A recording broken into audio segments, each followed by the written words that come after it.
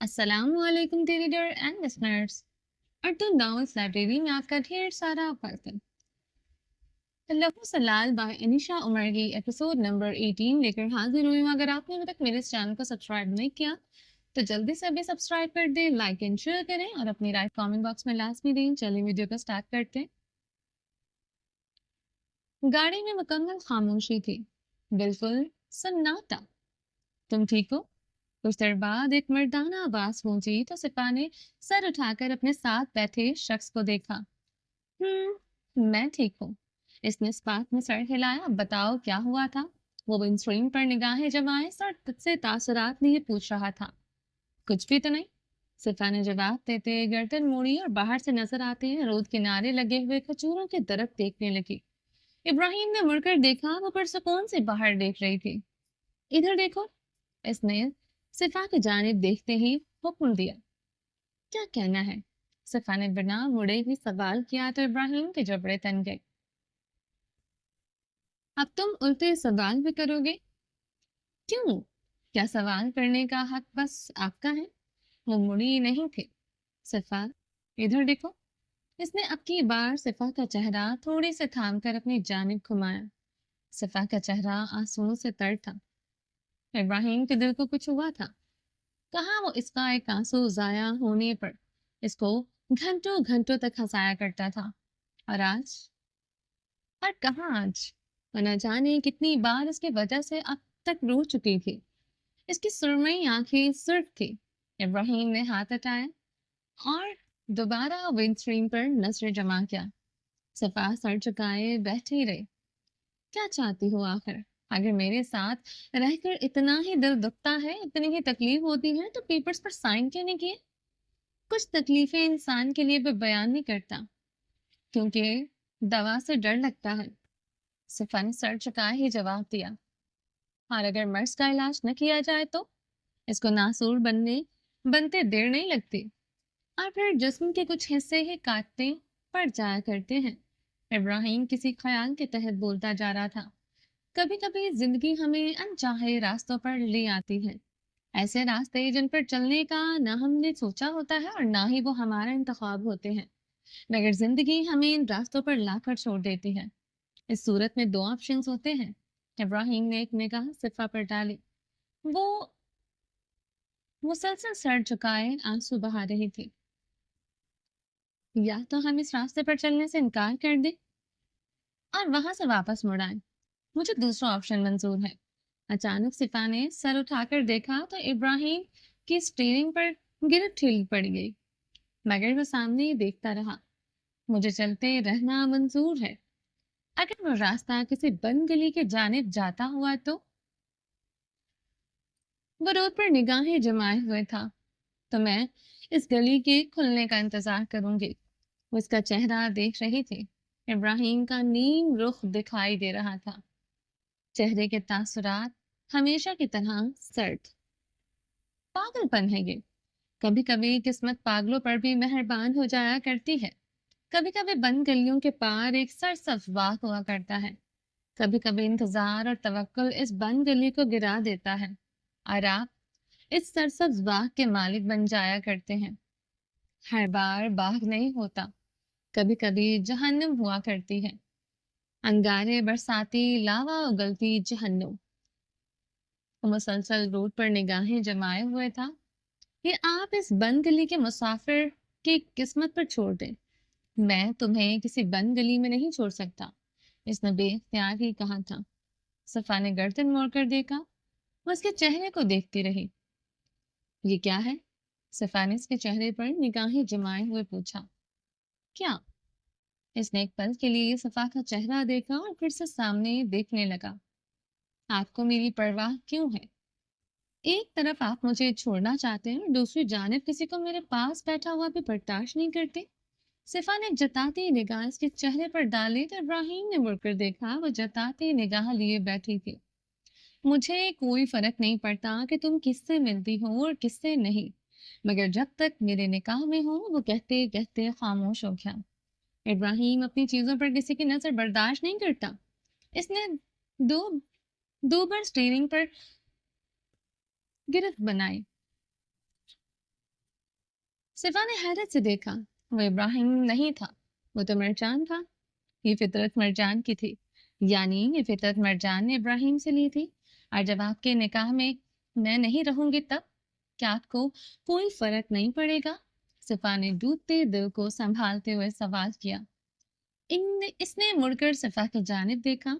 इसकी कनपटी की नसें उभरी थी, मगर फिर इसने एक बार जोर से आंखें बंद की और खोल दी। ये इसका तरीका था जब्त का और मरजान का भी। सफा इन दोनों में कंपैरिजन किए बिना न रह सके। वो आंसू से तर चेहरा लिए बैठी थी, मगर इब्राहिम और मरजान की मुमासलत ने इसको मुस्कुराने पर मजबूर कर दिया। इब्राहिम ने रुख मोड़कर स्क्रीन पर नजरें जमा ली। तुम तुम सिफा हो? तुम जानती हो हम बचपन के साथ हैं। इसने कहना शुरू किया। अब इसके चेहरे पर कुछ और था।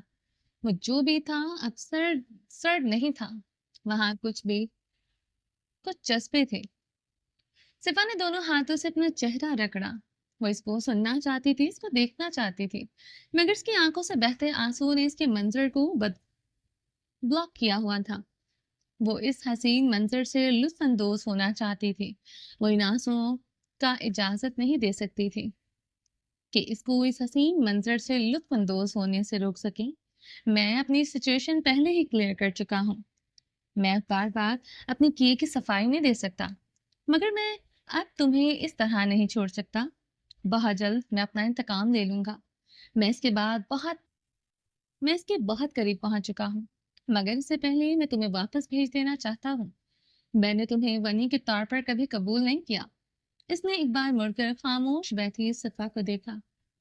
वो जो समझा था कि ज़ावियार का सुनकर वो शोर मचाएगी, इसके बरअक्स वो इसी तरह बैठी इसको सुन रही थी। फिर वो सीधा हुआ। वनी का मतलब था कि मैं ज़ावियार को माफ कर देता। वनी खून बहा को कहते हैं सिफा, मगर मैंने खून बहा कबूल किया ही नहीं था। तो फिर निकाह क्यों किया? वो यूं ही बोली, बिना इसके चेहरे से निगाहें हटाए। मुझे लगा था कि खयान कुरैशी को ब्लैकमेल करूंगा, धमकाऊंगा तो वो ज़ावियार का एड्रेस दे देगा या इसको पेश करके माफी मांगेगा। तो क्या आप फिर माफ कर देते? सिफा ने इसको टोक कर पूछा। नहीं, यह लफ्ज़ी जवाब देते हुए इसने एक निगाह सिफा के चेहरे पर डाली। मुझे लगा था कि वक्त बर्बाद नहीं होगा और मैं जल्द अज जल्द अपने सजल का इंतकाम ले लूंगा, मगर कहते कहते वो रुका। इसने एक नजर सिपा को देखा जो मुस्तरफ से बैठी इसकी बातें सुन रही थी। वो जख्मी सा मुस्कुराया। तुम्हारी कोई वैल्यू थी ही नहीं। ये सौदा घाटे का साबित हुआ। अल्फाज थे या नश्तर जिन्होंने सिफा के दिल को चीर कर रख दिया। इसके दिल से खून रिस रहा था, मगर सामने वाले को परवाह कहाँ थी। तुम्हारे बाप ने तुम्हारे बजाय अपनी बेटे को चुना, बिल्कुल एक रिवायती बाप की तरह। इसने अपने बेटी पर बेटे को तरजीह दे दी। वो बोलता जा रहा था बिना इस बात का एहसास किए कि इसके अल्फाज इस मासूम सी लड़की पर कौन सी कयामत ढा रहे हैं। खयाम कुरैशी ना कदरा है। इसने तुम्हारी कदर नहीं की। इसने अपने गुनाहगार बेटे की तो परवाह की, मगर अपनी मासूम बेटी की नहीं। मैं जो चाहता तुम्हारे साथ कर सकता था, वो भी जानता था कि मैं तुम्हारे साथ क्या क्या कर सकता था, मगर इसने मुड़कर एक बार फिर से सुन सी बैठी सिफा को देखा। मगर फिर भी इसने जावियार को तुम पर तरजीह दी सिफा। इसने जताया। वो खामोश रही, क्योंकि इसका दिल टुकड़ों में तकसीम हो रहा था। इसके हलक में दर्द उठा था। ये दुनिया है सिफा, यहाँ गुनहगार बेटे तो कबूल हैं, मगर बेटियां नहीं। सिफा का दिल नहीं धड़का था। इब्राहिम के अल्फाज की बासगश्त इसको बार बार सुनाई दे रही थी। क्योंकि ये लोगों का ख्याल है बेटियां पराया धन है, तो इनको बेटों पर तरजीह देना बेवकूफ़ी है। इसने एक ठंडी सांस खारिज की। मुझे तुम्हारी परवाह है और ये नेचुरल है। मैं चाहकर भी इस चीज़ से इनकार नहीं कर सकता। तुम मुझसे उम्र में आधी हो, बचपन से परवाह करता आया हूँ। अब मैं इस फितरत से पीछे नहीं हट सकता। इसने रूह पर निगाहें जमाए, कंधे उचकाए। नहीं जानता था कि जिंदगी में ऐसा कोई मोड़ आ सकता है। ऐसी सिचुएशन मैंने अपने बदतरीन ख्वाब में भी नहीं सोची थी। इब्राहिम के एहसास दोबारा से तन गए थे। कुछ देर के लिए मेरे अंदर मौजूद इंतकाम की आग के भड़कते हुए शोलों ने तुम्हारी तस्वीर को धुंधला दिया था। میں بھول گیا تھا کہ تم صفا ہو. میرے انتقام کے سامنے تمہارا وجود بے معنی ہو گیا تھا. اس کے الفاظ میں اب ایک بار پھر سے کرب تھا. مگر میں اب تمہیں اس دلدل سے نکالنا چاہتا ہوں. تم واپس چلی جاؤ. ایک نئی زندگی شروع کرو. میں کبھی تمہارے سامنے نہیں آؤں گا. کبھی بھی نہیں. اس نے کہہ دیا مگر مڑ کر صفا کا چہرہ نہیں دیکھا. وہ اس کے چہرے پر موجود درد کی شدت دیکھ لیتا تو سمجھتا تھا کہ وہ کیا کہہ رہا ہے. جواب میں سناتا رہا.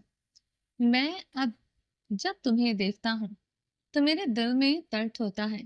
میرے سامنے وہی چھوٹی سی معصوم سی صفا آ کر کھڑی ہو جاتی ہے. میں سنگ دل نہیں ہو صفا. اس نے کرب سے چور لہجے میں کہا اور اس دوران مڑ کر دیکھا. وہ زرد رنگت لیے بیٹھی تھی. اس کی آنکھوں کی پتلیاں بے جان سی تھی. وہ ٹھٹکا. اس نے اچانک گاڑی کی رفتار سست کی. دیکھو میں تم پر کوئی زبردستی نہیں کرنا چاہتا. کم از کم مزید زبردستی نہیں. اس لیے نرمی سے سمجھا رہا ہوں یا فضول کی ضد چھوڑو اور واپس چلی جاؤ. گاڑی اب ایک خالی روڈ پر تھی اس لیے اس کی رفتار انتہائی سست تھی. مگر وہ خاموش رہی. اب کی بار ابراہیم کو کچھ کھٹکا تھا. اس نے ایک سائڈ پر گاڑی روک دی. صفا. اس نے سیٹ بیلٹ نکالا اور اس کی جانب رک کر کے بیٹھا. جواب نہیں آیا. تم مجھے کیوں تنگ کر رہی ہو؟ پہلے تو تم ایسے نہیں ہوا کرتی تھی. میری بات مان لیا کرتی تھی. پھر کیوں اب اتنی ضدی ہوتی جا رہی ہو؟ وہ خجلت لیے کہے جا رہا تھا جبکہ صفا کے دل اور دماغ میں صرف یہی الفاظ گونج رہے تھے. تمہاری کوئی ویلیو تھی ہی نہیں. تو کیا وہ اتنی بے مول تھی؟ کیا اس کا وجود اتنا بے مول تھا کہ اس کو اس کے باپ نے اپنے بیٹے کے گناہوں کے عوض بیچ دیا؟ کم از کم قیمت تو سوچ سمجھ کر لگائی جاتی. اگر ساویان اچھا بیٹا یا اچھا بھائی ہوتا تو صرف باقی بہنوں کی طرح خوشی خوشی سولی پر چڑھ جاتی. مگر وہ نہ تو کبھی اچھا بیٹا تھا نہ اچھا بھائی اور نہ ہی اچھا انسان بن سکا. تو کیوں اس کے لیے صفا کو سولی پر لٹکایا گیا؟ آخر کب تک بیٹیاں بیٹوں کے گناہوں کے عوض فروخت ہوتی رہیں گی؟ کب یہ رسم ختم ہوگی؟ نہ جانے کتنی لڑکیاں اس لعنت کی نظر ہو چکی تھی. نہ جانے کتنی معصوم لڑکیاں اپنی عصمتیں گنوا چکی تھی. ہر کوئی ابراہیم نہیں ہوا کرتا. ہر کوئی حساس نہیں ہوا کرتا. آج صفا کو روڈ پر پڑا ایک کنکر خود سے زیادہ قیمتی اور بھاری لگا. اس کی بھی کوئی قیمت تھی. مگر وہ لڑکی جو آج اس گاڑی میں بیٹھی تھی وہ بے مول تھی. وہ اس کے بے مول کرنے والا اس کا باپ تھا. اس کا نانا تھا. جن لوگوں پر وہ اپنی جان چھڑکتے آئے تھے انہی لوگوں نے اس کو ایک کنکر سے بھی ہلکا کر دیا تھا. بیٹیاں تو اپنے باپ کے لیے ہمیشہ تڑپتی ہیں. بیٹیاں تو ہر وقت اپنے باپ کے ماتھے کا پسینہ صاف کرنے میں مصروف ہوتی ہیں. اس وقت بھی جب وہ انہیں کے قبر کھول رہا ہوتا ہے خیام قریشی جان دے دیتا مگر بنی قبول نہ کرتا. وہ اپنی بیٹی کو اس جہنم میں نہ دھکیلتا. وہ زاویار کا معاملہ اللہ پر چھوڑ دیتا. انسان گناہ کرتے ہیں ان کو سزا ملتی ہے. مگر جب ہم ان انسانوں کے گناہ بخشوانے کے لیے کسی کی زندگی کو گروے رکھوا دیتے ہیں تو ہم دوہرے گناہ گار بن جایا کرتے ہیں. خیام قریشی دوہرے گناہ کا مرتکب ہوا تھا. اس نے نہ صرف بیٹے کو بھگایا بلکہ اپنی بیٹی کو ایک اندھے کنویں میں پھینک دیا تھا. صفا کیا تم مجھے سن رہی ہو؟ اس نے ایک صفا کا بازو پکڑ کر جھنجھوڑا. وہ سن سے بیٹھی تھی کہ اچانک ابراہیم کے موبائل پر ایک نوٹیفیکیشن آیا. وہ جو صفا کو کچھ کہنے والا تھا اچانک موبائل کی جانب متوجہ ہوا. اس نے جیب سے موبائل نکالا. آج رات اکھاڑا سجانے والا ہے. آج رات وہ موت کا کھیل کھیلنے والا ہے. زرار کی ای میل تھا. اس نے مٹھیاں بھینچ لی اور موبائل ڈیش بورڈ پر پھینک دیا. اس نے سر چھٹک کر دوبارہ صفا کی جانب دیکھا تو اب اس کے ہاتھوں میں کپکپاہٹ شروع ہو چکی تھی. ابراہیم کی ہوائیاں اڑ گئیں. اس نے فوراً صفا کے کپکپاتے ہوئے ہاتھ تھام لیے. صفا ادھر دیکھو پلیز ادھر دیکھو. وہ مسلسل اس کی توجہ اپنی جانب کروانے کی کوشش کر رہا تھا مگر اس کے جبڑے ایک دوسرے میں پیوست تھے. وہ مسلسل ہوا میں کھل رہی تھی. تمہاری کوئی ویلیو تھی ہی نہیں. تمہاری کوئی ویلیو تھی ہی نہیں. تمہاری کوئی ویلیو تھی ہی نہیں. بس اس کے علاوہ اس کو کچھ سنائی نہیں دے رہا تھا. اس کا حجاب سرکا تو اس کے سنہرے بالوں سے چند لٹیں آ کر اس کے چہرے پر جھول گئیں۔ وہ بت بنی بیٹھی رہی۔ وہ آج لاوارث ہو گئی تھی۔ اس کے باپ نے پہلے اس کو بے مول کر دیا، اور جس کے ساتھ وہ خود کو محفوظ سمجھ رہی تھی وہ بھی اس کو جلد از جلد اپنی زندگی سے نکالنا چاہتا تھا۔ وہ پر امید تھی، اگر اس کو اکیلا چھوڑ دیا جائے تو وہ امید کے سہارے زندگی جی لے گی، مگر بار بار یوں جتانا کہ وہ ایک بے معنی وجود ہے، یہ چیز اس کی مینٹل ہیلتھ کو تباہ کر رہی تھی۔ وہ خود سے لڑ جھگڑ کر اپنے آپ کو کھڑا کر لیتی، مگر پھر سے کوئی بات ایسی ہو جاتی جس سے وہ وہیں جا کر کھڑی ہو جاتی جہاں سے اس نے اپنے وجود کو گھسیٹا ہوتا ہے تھا۔ اس کی مسافت دو گنی ہو جایا کرتی تھی۔ صفا، کیا تم مجھے سن رہی ہو؟ تم ٹھیک ہو؟ وہ پکار رہا تھا، مگر صفا کا دماغ اس کی کسی بات کو نہیں سن پا رہا تھا۔ کم آن، تم ایسی کیوں ہو صفا؟ کیوں اتنی کمزور ہو؟ ابراہیم نے بے بسی سے اس کو اپنے ساتھ لگایا۔ بس اب کچھ نہیں ہوگا، اب مزید کچھ برا نہیں ہوگا، میں اب سب کچھ ٹھیک کر دوں گا۔ وہ اس کو ساتھ لگائے اس کے بال سہلا رہا تھا۔ پلیز تم ایسا مت سوچو، زندگی بہت مشکل ہے، تم اتنے کمزور حساب کے ساتھ سروائیو نہیں کر پاؤ گی۔ مگر صفا خاموش رہی۔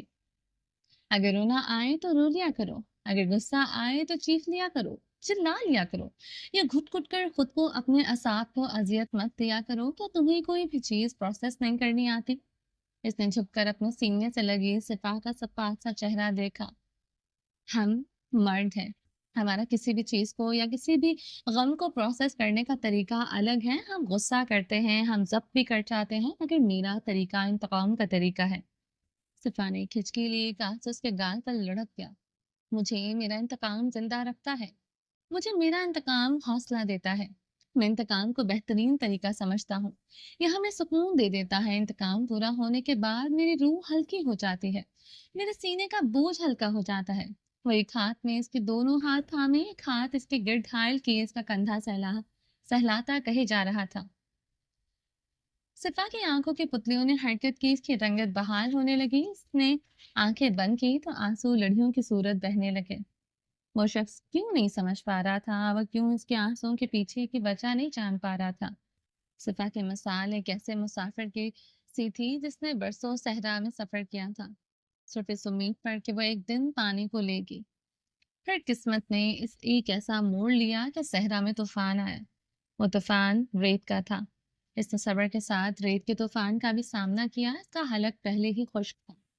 ریت کے طوفان کی وجہ سے اس کے حلق میں خراشیں پڑ گئی تھی، اس کے حلق سے خون رس رہا تھا۔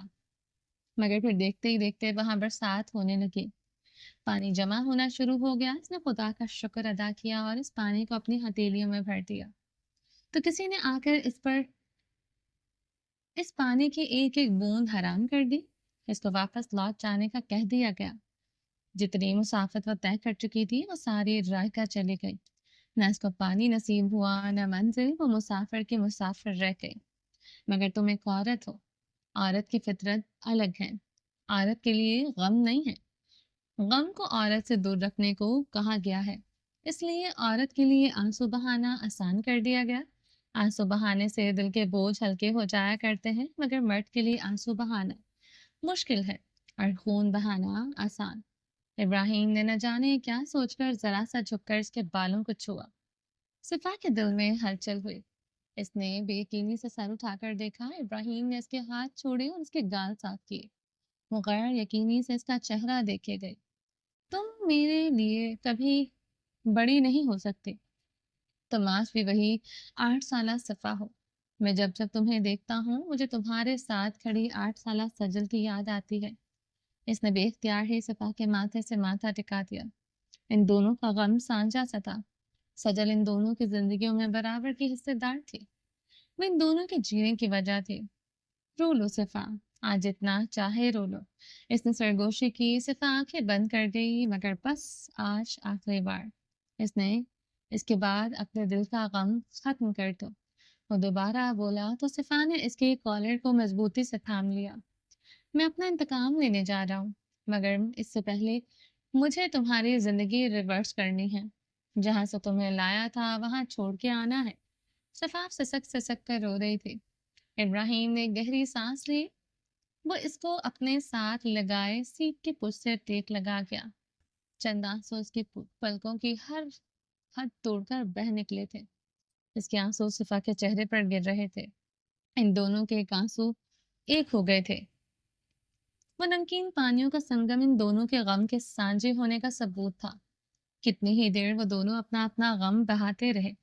آنسوؤں کا وہ سیلابی ریلا تھما تو ابراہیم نے صفا کو الگ کیا۔ وہ چہرہ رگڑتے ہوئے اپنی جگہ پر واپس بیٹھ گئی۔ ابراہیم نے ایک نظر اس کو دیکھا اور اپنا سیٹ بیلٹ باندھ لیا، مگر گاڑی چلانے سے پہلے اس نے ایک میسج کیا اور پھر گاڑی چلا دی۔ اس بار راستہ مختلف تھا۔ وہ فیصلہ کر چکا تھا، اب چاہے صفا اس فیصلے کو مانے یا نہ مانے، وہ فیصلہ کر چکا تھا۔ مرجان اور یاقوت اسکول سے واپس آئے تو لاؤنج خالی تھا۔ آج پھر ان کی ماں ان کے استقبال کے لیے موجود نہیں تھی۔ ان دونوں نے ٹھٹک کر ایک دوسرے کا چہرہ دیکھا۔ ماما کہاں ہے؟ مرجان نے زہرا سے پوچھا۔ وہ کمرے میں ہے، زہرا نے اشارہ کر کے بتایا تو مرجان اور یاقوت اپنے کمرے کی جانب چلے گئے۔ یاقوت نے بیگ رکھا اور فریش ہونے چلا گیا، جبکہ مرجان نے بیگ رکھ کر فوراً حلیہ کے کمرے کا رخ کیا۔ وہ سیڑھیاں چڑھ گیا، کمرے میں آیا تو کمرہ خالی تھا، البتہ دینا بیبی کاٹ میں بیٹھی اپنے کھلونوں سے کھیل رہی تھی۔ دینا، مرجان نے مسکرا کر دینا کو پکارا تو وہ اپنے ہاتھوں میں کھلونا پکڑے ہوئے اس کی جانب متوجہ ہوئی۔ دینا، ماما کہاں ہے؟ اس نے آگے بڑھ کر دینا کو گود میں اٹھا لیا۔ دینا نے اسٹڈی کی جانب دیکھا۔ اوہ، تو ماما وہاں ہے؟ مرجان دینا کو اٹھائے کہ ابراہیم کی اسٹڈی کی جانب بڑھ گیا، جو کہ کمرے کے ساتھ ہی منسلک تھے۔ اس نے دروازہ کھولا تو سامنے ابراہیم کی کرسی پر بیٹھی حوریا نے گھبرا کر دروازے کی جانب دیکھا۔ سامنے مرجان کھڑا تھا۔ حوریا کے سانس بحال ہوئی۔ ماما، السلام علیکم۔ وہ الجھا سا اس کی جانب آیا۔ وعلیکم السلام میرے شہزادے۔ حوریا نے ٹیبل پر بکھری ہوئی فائلیں سمیٹتے ہوئے اس کو سلام کا جواب دیا۔ خیریت ہے؟ آپ کی طبیعت ٹھیک ہے نا؟ مرجان نے حوریا کی اڑی سی رنگت دیکھی۔ ہاں ہاں، کیوں؟ ماما میں ٹھیک ہوں۔ حوریا نے ماتھے پر آیا پسینہ صاف کیا۔ مجھے لگتا ہے آپ کو فیور ہو رہا ہے، مرجان نے حوریا کی پیشانی کو چھو کر کہا، جو کہ تپ رہی تھی۔ نہیں تو، حوریا نے مرجان کا ہاتھ تھام کر لبوں سے لگایا۔ میں بالکل ٹھیک ہوں، چلو ہم لنچ کر لیتے۔ اس نے اٹھ کر مرجان سے دینا کو پکڑ لیا۔ بابا؟ مرجان نے یک لفظی سوال کیا۔ ان کو آج یونیورسٹی جانا تھا، اس لیے وہیں ہوں گے، ہم لنچ ان کے ساتھ نہیں کر پائیں گے۔ حوریا نے مرجان کے سر پر ہاتھ پھیرا۔ ٹھیک ہے، مرجان نے اس بات میں سر ہلایا۔ حوریا آگے بڑھ گئی، مرجان پیچھے پیچھے چل دیا۔ پھر اس نے مڑ کر دیکھا، حوریا کمرے سے نکل چکی تھی۔ ٹریش باکس میں کچھ پیپرز پڑے تھے، یہ کل نہیں تھے۔ مرجان کو یاد آیا وہ کل اسٹڈی میں آیا تھا تو ٹریش باکس خالی تھا۔ مرجان، حوریا نے باہر نکل کر دوبارہ اس کو پکارا۔ وہ تو سر چھٹک کر باہر نکل گیا۔ وہ کمرے میں آیا تو حوریا نے اس کا الجھا سا چہرہ دیکھا۔ اچھا مرجان، تم جا کر فریش ہو جاؤ، میں دینا کو لنچ چینج کروا دوں۔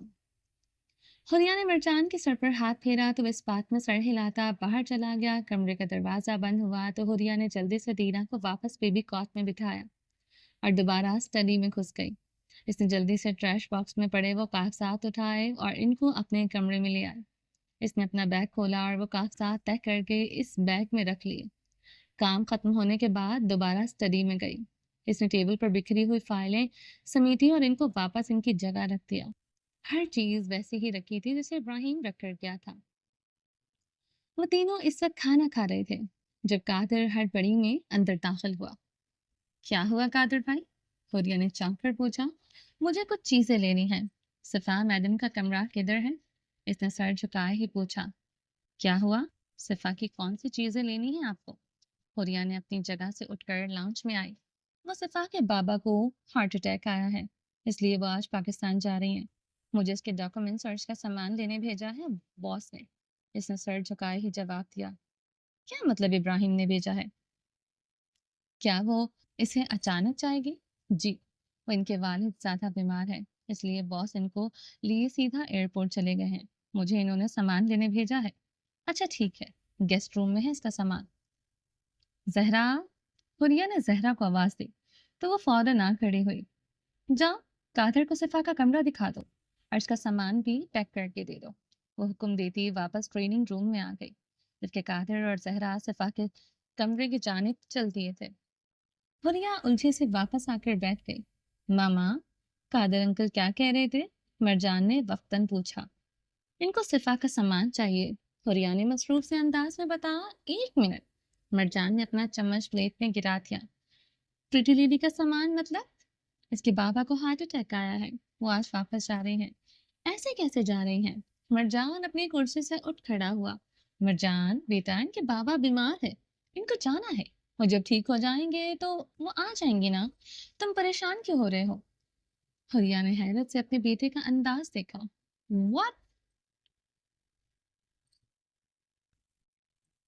What do you mean واپس آ جائیں گی؟ یہ نارمل نہیں ہے، وہ ایسے کیسے اچانک واپس جا سکتی ہیں؟ مرجان نے اپنے بالوں میں ہاتھ دھسایا۔ مرجان، اٹس نارمل، ان کے بابا بیمار ہیں، ایسے کیوں ریئیکٹ کر رہے ہو؟ اب کی بار یاقوت بولا تو مرجان نے اس کو کاٹ کھانے والی نظروں سے دیکھا۔ یاقوت نے ہڑبڑا کر اپنی ماں کی جانب دیکھا۔ وہ ایسے نہیں جا سکتی، مرجان چلایا۔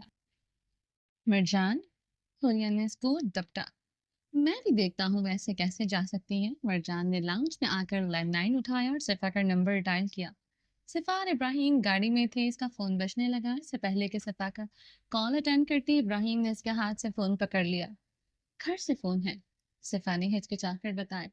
اس کو ابراہیم کا یہ عمل سمجھ نہیں آیا تھا۔ ابراہیم نے کال ڈسکنیکٹ کر دی اور فون سوئچ آف کر دیا۔ تو کوئی ضروری کام ہو سکتا ہے؟ صفا نے حیرت سے دیکھا۔ ضروری کام مجھے بتایا جائے گا، تمہیں نہیں، اس نے مڑے بنا کہا اور گاڑی کی رفتار بڑھا دی۔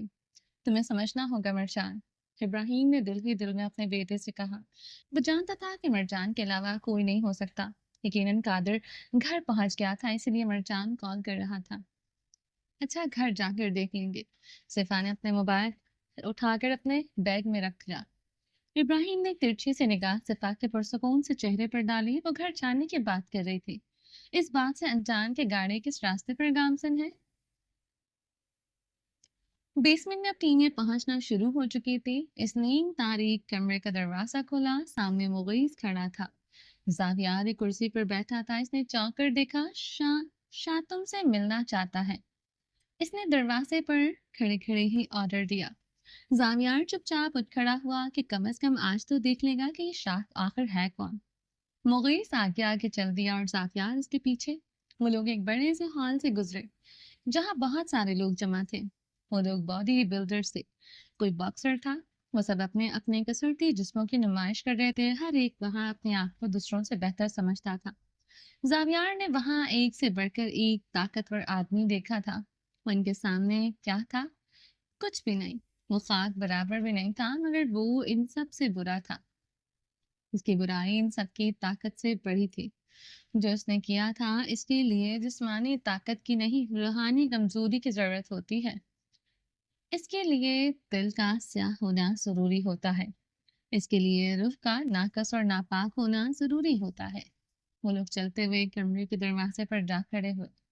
مغیث نے نرمی سے دستک دی تو وہ دروازہ اپنے آپ کھل گیا۔ وہ ایک وسیع عالیشان کمرہ تھا جس میں جگہ جگہ بڑی بڑی اسکرینز لگی ہوئی تھیں۔ اسکرینز پر باہر موجود لوگ دکھائی دے رہے تھے۔ وہاں مختلف اسکرینوں پر مختلف مناظر تھے۔ کسی میں کچھ لڑکے ورزش کر رہے تھے تو کسی میں ایک رنگ دکھائی دے رہا تھا جہاں وہ باکسر آمنے سامنے تھے۔ زاویار نے نظر اٹھا کر دیکھا تو اس کے سامنے ایک بڑی سی ایمس لاؤنج چیئر تھی۔ اس پر ایک شخص بیٹھا تھا، مگر دروازے کی جانب اس شخص کی پشت تھی۔ اس آدمی نے ہاتھ اٹھا کر آگے آنے کا اشارہ کیا تو مغیث نے زاویار کو دھکا دیا۔ لڑکھڑا کر اس آدمی کے سامنے آ کھڑا ہوا تھا۔ اب وہ دونوں روشنی میں تھے، مگر زاویار سامنے بیٹھے شخص کے بجائے اس آدمی کی جانب دیکھ رہا تھا جو اس کرسی کے عقب میں بائیں جانب کھڑا تھا، جبکہ مغیث اب دائیں جانب تھا۔